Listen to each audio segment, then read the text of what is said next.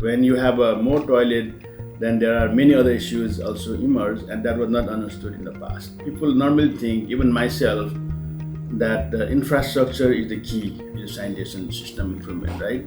Either you build a toilet, you build a sewer, or you build a treatment plant. There will be no open defecation. But that is not actually the enough.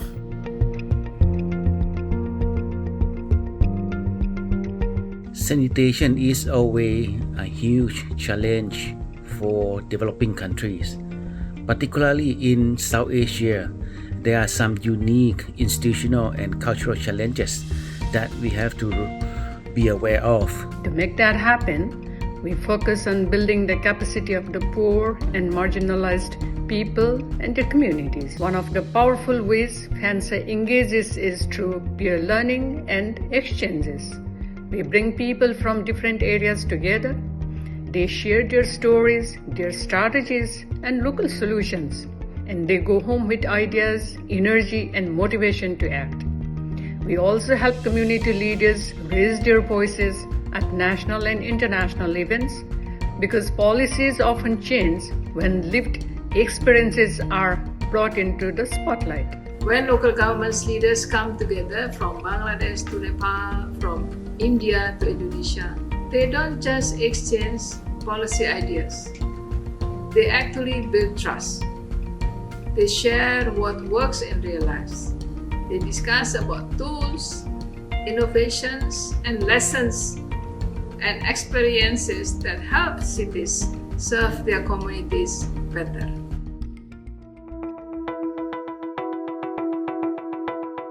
What I learned from the India is political commitment is necessary, but the political commitment with budget, that how government of India invested, that totally transformed this country on the sanitation. Over the past 15 years, India's sanitation journey has transformed remarkably, starting from addressing open defecation and safe containment to fecal sludge and septage management.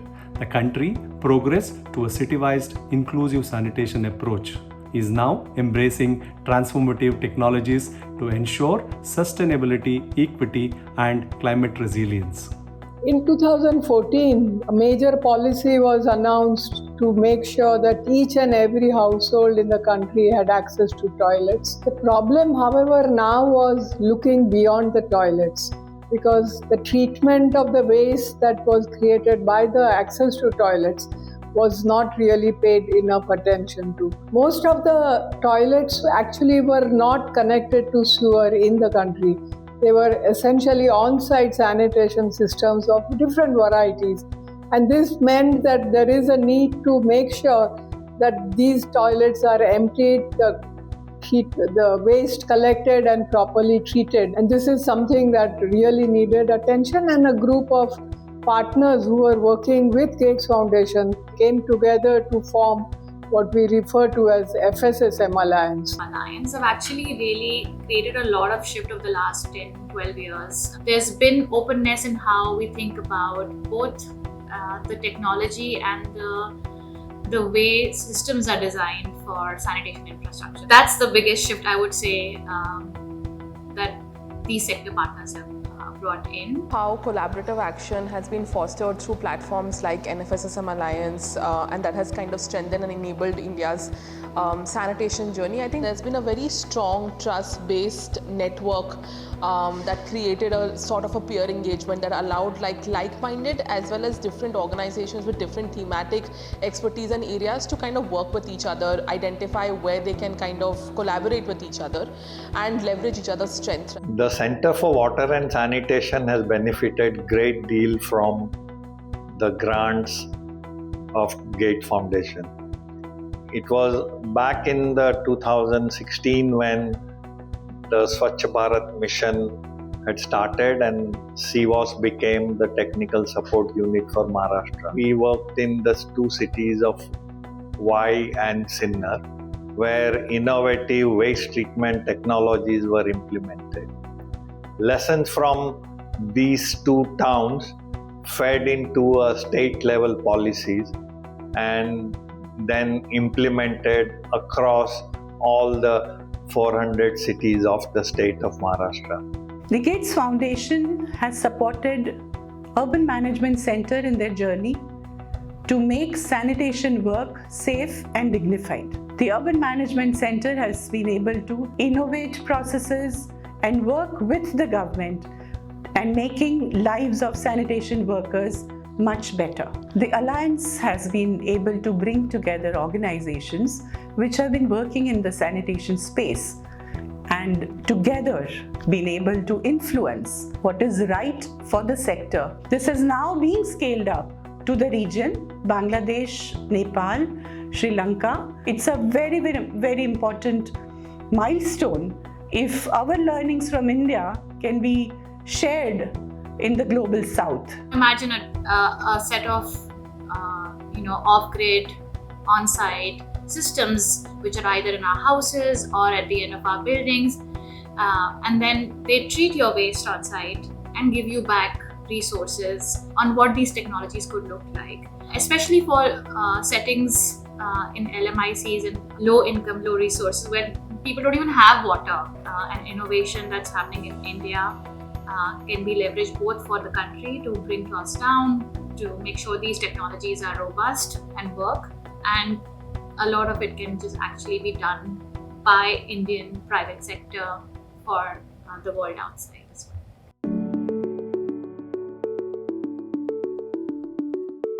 When you come to Nepal, this is a different scenario. This is a small country and then low resource country. There is not a lot of money that is coming from the development partner, development banks. So a lot of things need to rely on elected local governments when they came from these last 5-6 years. They are really progressing very fast, and we have a strong partnership with the municipal association and also with the local organization like ENFO.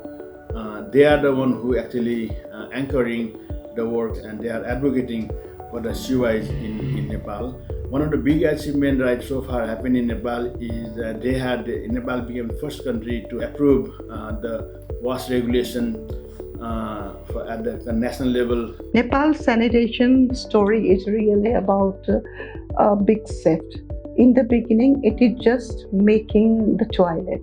But then came the community-led total sanitation movement, and all the community came together and built toilet for themselves. Aligning the local realities with national goals, Nepal developed the N-Wash Management Information System that further pushed towards the wash plans at municipal level and the real-time wash data at national level as well.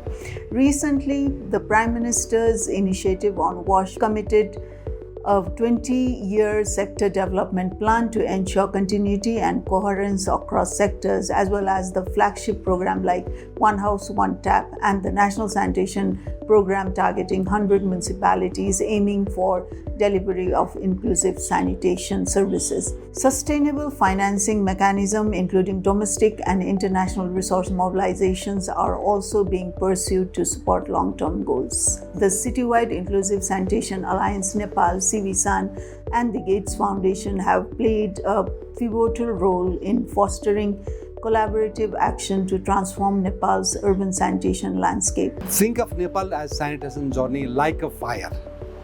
The spark came from the communities and leadership from the government. The Gates Foundation added a catalytic fuel. With their support, cities like Mahalakshmi, Walling, Birendranagar addressed fecal loss along the sanitation service chain. These were not just pilots.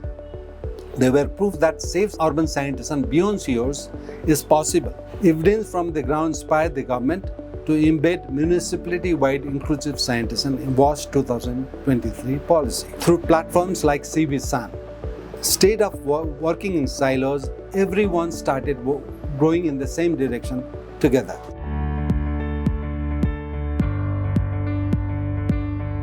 Bangladesh, although country is small, but the country is highly dense populated country. 170 or 60 million populations are there in the small space they are living.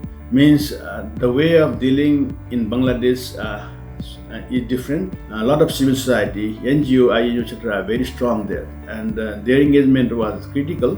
Plus, development banks. So all banks, everybody are investing quite huge amount of money there, and then this help also to change the mindset of the government. The progress is quite good now in Bangladesh as well. Of course, they are the first country in South Asia who eradicate open defecation. From Khulna to Faridpur, from Lokhipur to small towns across the country, treatment plants, public-private partnerships and innovative business models began to reshape urban sanitation, emphasizing non-sewage sanitation systems. Citywide inclusive sanitation is not only about building infrastructure, rather it's about people, dignity, it's about equity, long-term sustainability as well as systemic change. Municipality of Borguna, we have reduced the gender pay gap among waste and sanitation workers. The women waste workers now are receiving equal pay. Besides, in municipalities like Faridpur, Shatkhira and Kolaroa, we have developed waste worker cooperatives who are right now running businesses around plastic recycling and compost. We have also developed small-scale, low-cost desludging machines that can extract sludge from very narrow passageways in the low-income communities. The support of Gates Foundation has been very crucial in shaping national policies around waste and sanitation sector. Capacity building has been a vital part of Bangladesh's sanitation journey. As a result, we see the government of Bangladesh reorienting its national policies and activities, adopting the CWISE approach. We see municipalities taking or developing CWISE action plans, and also other institutions also adopting CWISE approach and developing CWISE master plans. The civil society organizations have been instrumental in generating evidence for different aspects of inclusive sanitation, different good practices of business models, sanitation entrepreneurship, and gender inclusive sanitation.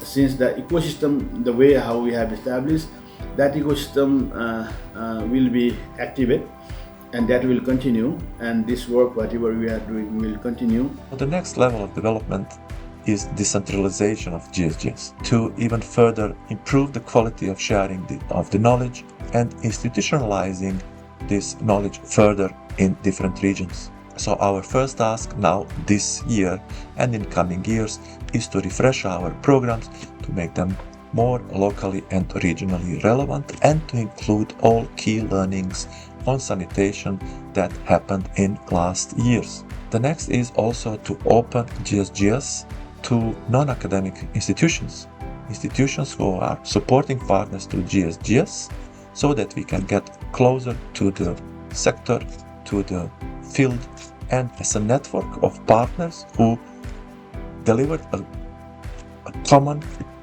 curriculum on sanitation. Development banks such as ISDB, ADB, World Bank, AIIB have played a transformative role in shifting the region's sanitation agenda. Earlier, their investments were mainly focused on large-scale sewerage infrastructure. But today they support more inclusive and decentralized approaches. When the collaboration with the Gates Foundation started in 2013, the Citywide Inclusive Sanitation, or CWISE in short, which enables sanitation improvements over the entire city by combining network sewage systems with non-sewage sanitation and bigger sludge management, was not a priority for many countries. Gates Foundation played a pivotal role in mainstreaming this concept. Now, about 10 years later, CWISE has become a standard approach in South Asia and beyond.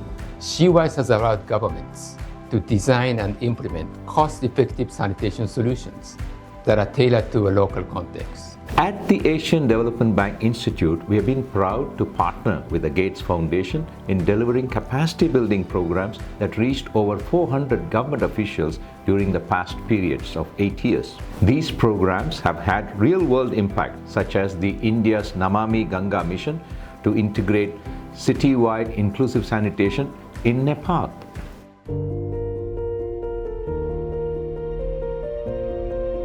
Roshan brings humility, wisdom, and a quiet strength to every conversation. I'll never forget the way he led our work in South Asia, transforming sanitation systems in India, in Bangladesh, in Nepal, and many more countries, helping government institutional and inclusive sanitation approaches.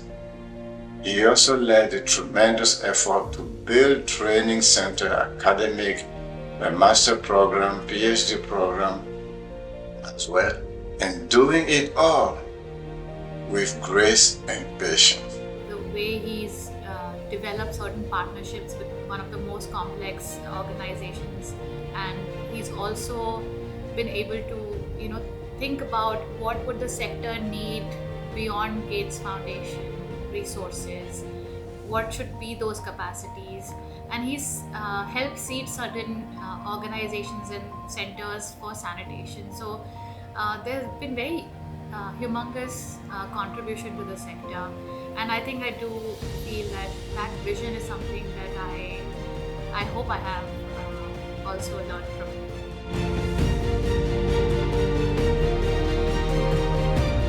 How can now this all system to be sustained?